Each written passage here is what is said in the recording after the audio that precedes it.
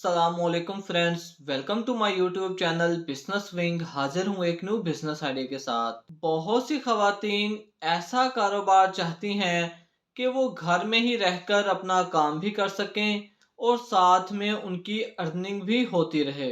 जब वो अपने गली मोहल्ले में आसपास देखती हैं किसी ने स्टोर खोला, किसी ने अपना सैलून खोला, वो फ्लॉप हो गया, तो ऐसी चीज़ें देखकर वो इस बात से दिल बर्दाश्ता हो जाती हैं कि जी ये काम तो नहीं चलेगा। तो इस वीडियो में हम यही डिस्कस करेंगे कि घर में कौन सा कमरा आपने सेलेक्ट करना है और कौन कौन सी चीज़ें आपने ख़रीदनी हैं ताकि कम से कम इन्वेस्टमेंट के साथ आप अपना छोटा सा स्टोर बना सकें। इससे पहले अगर आप इस चैनल पर न्यू हैं तो प्लीज़ मेरे चैनल को सब्सक्राइब कर दें और बेल आइकॉन पर क्लिक कर दें ताकि हर आने वाली न्यू वीडियो का नोटिफिकेशन आपको मिल सके। नंबर एक, कमरा हमने कौन सा सिलेक्ट करना है।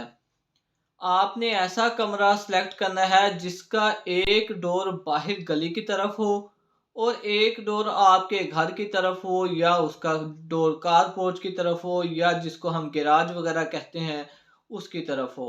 गली वाले कमरे का इंतखाब इसलिए किया जिसको हम बैठक कहते हैं, ड्राइंग रूम कहते हैं या सिटिंग एरिया कहते हैं। ये इंतखाब इसलिए किया है कि इसका डोर बाहर की तरफ होगा। गली मोहल्ले की जो ख़वातीन हैं, जो सिलाई वाली हैं या ब्यूटिशियन हैं, उन्हें कुछ सामान चाहिए होगा तो वो बिला झिझक आपके पास आएंगी, सामान खरीद कर बाहर से ही चली जाएंगी। अगर आपका कमरा अंदर की तरफ होगा घर में तो बहुत सी ख़वातीन इसीलिए भी नहीं आएंगी कि वो पंजाबी में कहते हैं ना कि जी मर्दों के मत्थे लगना, तो इस वजह से वो नहीं आती, शर्माती कि जी अच्छा नहीं लगता बार बार किसी के घर जाना, उनके मर्दों के सामने से गुजरना। तो आपने इस चीज़ का ख्याल करना है, आपने वो कमरा सेलेक्ट करना है जिसका डोर गली में हो, आपके गैराज में हो। बेहतर यही है कि उसका एक डोर आपकी गली में होना चाहिए। नंबर दो, आपने ज़रूरत के मुताबिक वो सामान लेना है। नंबर दो, आपने ज़रूरत के मुताबिक वो सामान लेना है जो डेली रूटीन में सेल होता हो। आहिस्ता आहिस्ता अपना सामान बढ़ाते जाएं, लेकिन शुरू शुरू में कम से कम इन्वेस्टमेंट में आपने काम शुरू करना है। आपने लेनी है कपड़े सिलाई करने वाली नलकियां, जिसको गोटियां कहते हैं, रिलें वगैरह कहते हैं। एक आपने सेट वो ले लेना है। वो मेरा ख्याल 40, 60 और 100 पीस वगैरह का सेट होता है।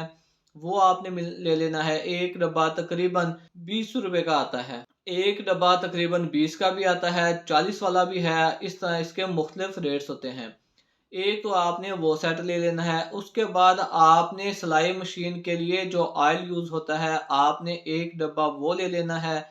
इसके साथ आपने सिलाई मशीन में यूज़ होने वाली निडल्स, सिलाई कढ़ाई में यूज़ होने वाली निडल्स, एक एक डब्बी आपने ये ले लेनी है। इसके साथ बुकरम, बटन, अगर आपके पास हिम्मत है तो एक जापानी मशीन मिलती है जिससे सिलाई कढ़ाई, ओवरलॉक, काज वगैरह हो जाते हैं। ये ऑप्शनल है, अगर आपके पास इन्वेस्टमेंट है तो वो तकरीबन 15 से 20 हज़ार रुपये में आ जाती है। आप वो भी ख़रीद सकते हैं। इसके साथ care bleach cream, morning cream, mehndi, face mask या कोई ब्यूटी क्रीम जो आपके एरिया में ज़्यादा से ज़्यादा यूज़ हो रही हो। इस तरह आपने हर आइटम के 2-2, 3-3 पीस ले लेने हैं। ज़्यादा क्वांटिटी लेने की कोई ज़रूरत नहीं है। इसी तरह अगर आपकी कोई जान पहचान है तो आप कट पीस वाले कपड़े, पैकिंग वाले कपड़े जो आजकल उसमें पैकेट में पैकिंग होते हैं, ब्रांड्स के टैग वगैरह लगे होते हैं, वो भी आप रख सकती हैं। इस तरह आपने 25 से 30 आइटम अपने पास रखने हैं। हर आइटम की क्वांटिटी आपके पास 1 पीस, 2 पीस, 3 पीस मैक्सिमम होने चाहिए।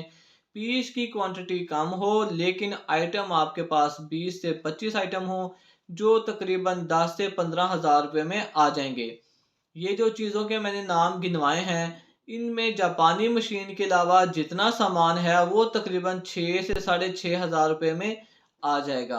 क्योंकि मॉर्निंग क्रीम 140 की आती है, उसके अंदर 24 डब्बियाँ होती हैं, एक डब्बी 10 रुपए की सेल होती है, यानी कि 140 की आपको मिलेगी, 240 रुपए की सेल होगी।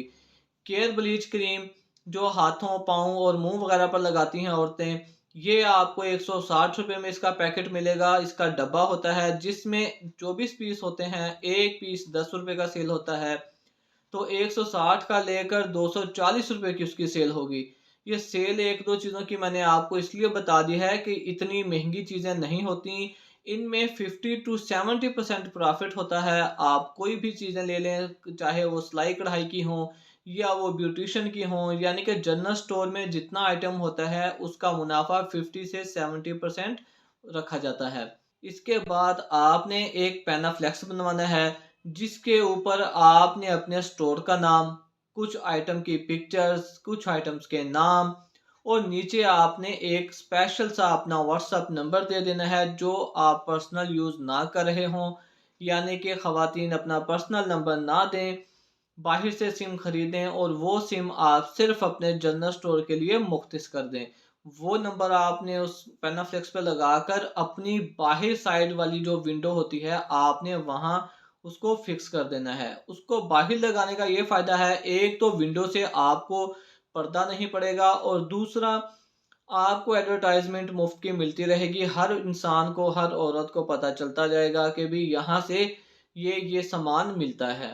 तो ये पेनाफ्लेक्स आपने 4 बाय 4, 5 बाय 5 अपनी विंडो का हिसाब देख लेना है।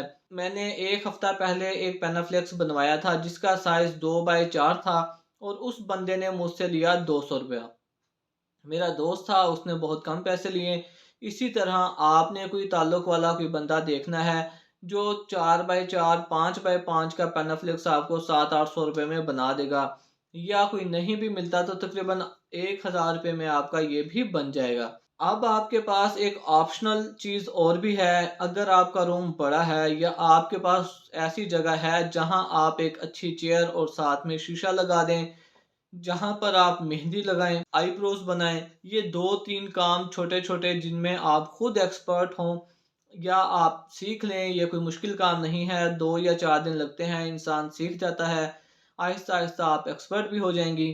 तो आपने मेहंदी लगानी है, आपने आईब्रोज़ बनाने हैं, ये 2 काम करने का ये फ़ायदा होगा कि आए दिन हर लड़की, हर औरत आईब्रोज़ और मेहंदी का काम करवाने के लिए आती रहती हैं। आपने रेट इंतहाई कम रखना है।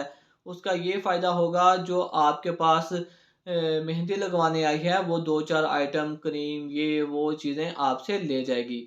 हो सकता है जो ब्लीच क्रीम आपने लगवाई हो वो अपने फेस, अपने हैंड्स पर अप्लाई आपसे करवा ले। आप उसके ₹50 अलहदा फ़ीस चार्ज कर सकते हैं। वैसे तो ₹200 लेते हैं। 50 मैंने इसलिए बोला है कि आपने शुरू-शुरू में इंतहाई कम रेट्स अपने रखने हैं। तो ये 2-4 टिप्स हैं। एक कमरे का आपने सिलेक्शन कैसे करनी है, कौन-कौन से आइटम आपने रखने हैं और आपने अगर ब्यूटीशियन का छोटा-सा सेटअप अगर आपसे होता है, आपने वो कर लेना है। जिन पर आप अमल करके अपने स्टोर को कामयाब स्टोर बना सकते हैं। उम्मीद करता हूँ वीडियो आपको अच्छी लगी होगी। खुदा हाफ़िज़।